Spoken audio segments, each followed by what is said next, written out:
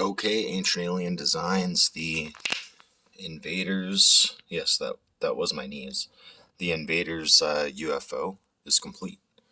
Let's go ahead and take a look on the inside. Cap comes right off. Have a cool instrumentation panel, some chairs. I kind of lit it up in pink so you can kind of see things. There's a cool cage in the middle, the power source, more instrumentation.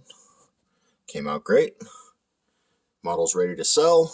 This is part of our subscription. If you're not understanding the subscription, what you do is you pay 20 bucks a month and I send you a new model every month.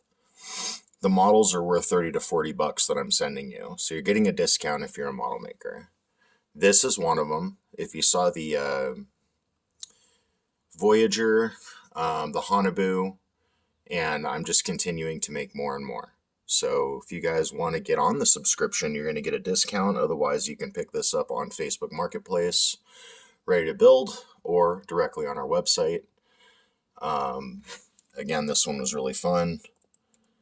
You can get a lot more detailed on the inside if you want to. Lots of cool detail. Thanks, you guys. See ya.